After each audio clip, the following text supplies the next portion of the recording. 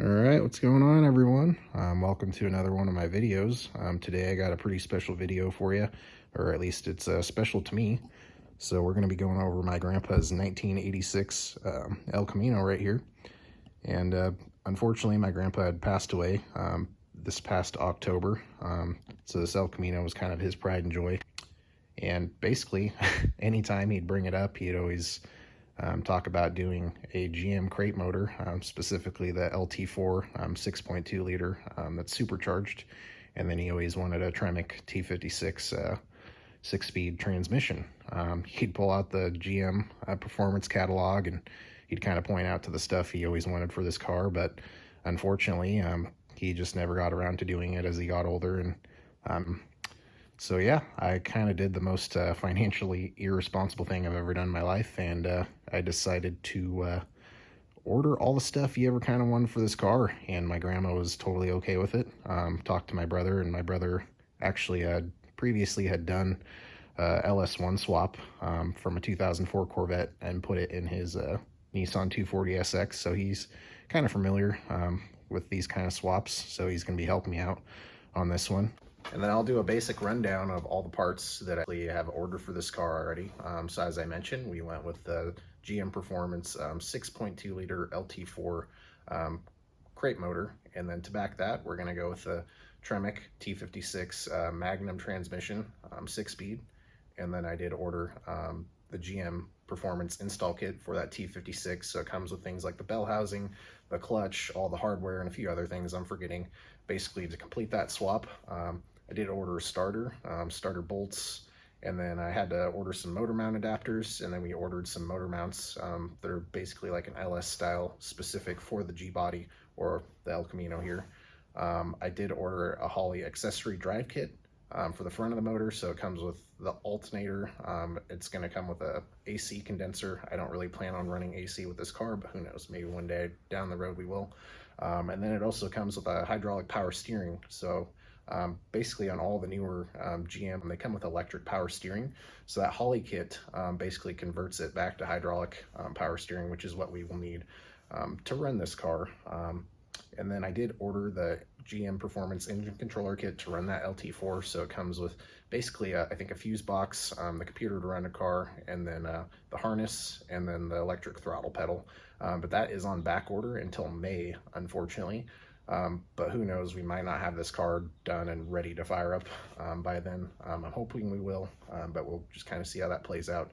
And then I do have a list here of things just I randomly thought of off the top of my head that we'll need to kind of complete it. So we got the fuel cell, we'll need a fuel pump, fuel lines. I think we're going to need an oil cooler for that motor, if I remember correctly. And then obviously the lines to run that. We're going to need a clutch pedal. I have one picked out and I almost ordered it, but I'm not 100% sure with the firewall situation, how we're going to mount it just yet. And then we'll need the master cylinder for that clutch pedal. Probably the drive shaft might need to be lengthened or shortened. Who knows? I don't know. I'm not sure if that T56 will come with a yoke for the back of the transmission. Yeah, other than that, oil, coolant, obviously we're gonna need exhaust. I'm sure there's a ton that I'm forgetting, but those are just things that I'm coming up with as we go along. But yeah, if you know of anything I might be missing, go ahead and drop it down in the comments and let me know. But yeah, other than that, we'll get moving along. A quick walk around of the car. So overall, it's in really good condition. There's hardly any imperfections or anything. My grandpa actually had this cow hood installed and then repainted. No rust or anything. I believe this car only has 94,000 original miles. Interior is pretty clean. So it needs to be vacuumed out right now, but I mean, all the trim is here.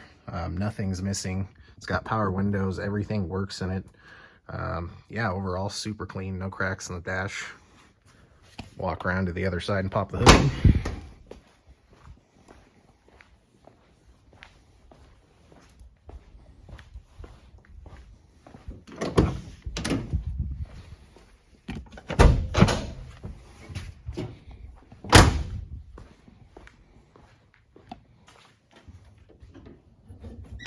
The goal today, we got to run to Harbor Freight, get an engine hoist, but we're hoping to have this pulled by this weekend, which should be pretty easy getting it out. And then we're going to post this motor and trans everything basically on Craigslist or Facebook Marketplace and just try and get everything we can out of it to fund the rest of the build.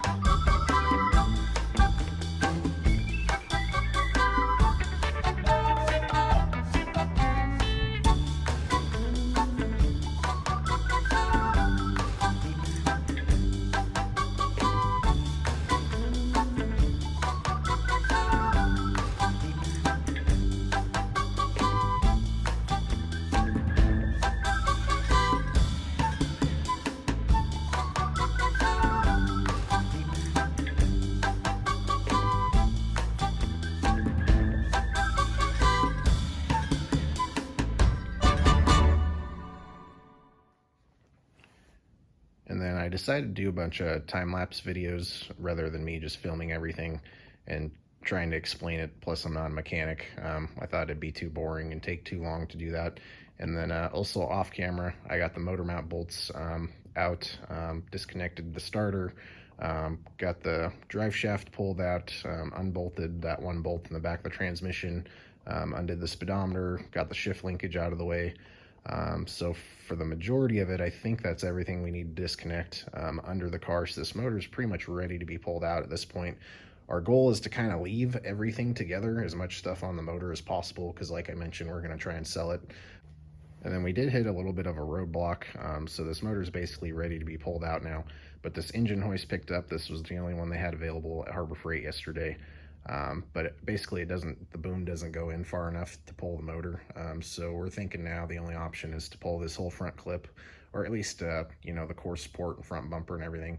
That way it allows this engine hoist to scoot in far enough to get the motor out. So that's what I'm gonna be working on right now.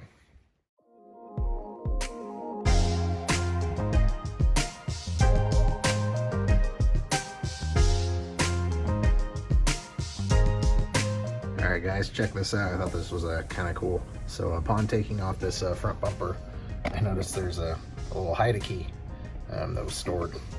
It looks like it's been in there for a pretty long time. So let's open it up to see if there's actually a key in here.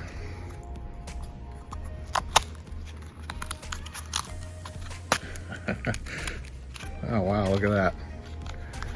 There's 2 sets of keys in here. Let that focus in.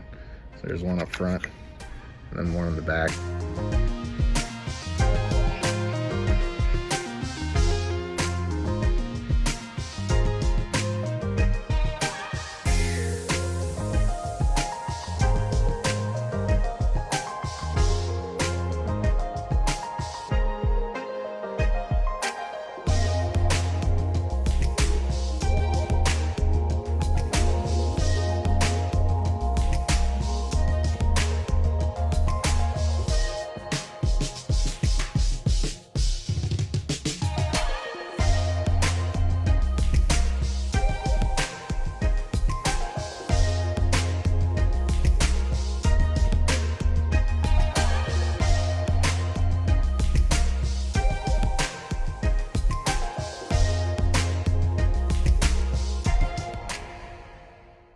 All right, guys, there we go. As you can see here, we got the motor pulled. So it actually went pretty smooth. We actually unhooked everything the first time, which is pretty surprising, honestly. So we didn't get caught up on anything. The only thing is we just had to find the right angle to kind of get the headers to clear over this cross member here. But yeah, other than that, pretty smooth. Sucked we had to pull the whole front end off, but I think I kind of expected that anyways, and then we'll make it a lot smoother throwing the new motor in. So yeah. Here's the old motor here. And honestly, it's not that bad of a setup, what we pulled out of it. So my grandpa bought this car initially. It was completely stock, so it had a 305 in it with like a 2-barrel carburetor and a turbo 350 transmission. And my grandpa had always wanted to do a crate motor swap, but I think the friends he had at the time talked him into having this motor built by them. So they ended up building this motor for him, and unfortunately, I just don't think this motor ever really was what my grandpa wanted to be. So as soon as he got it back, I think it stripped a distributor gear on him and it left him stranded on the side of the road.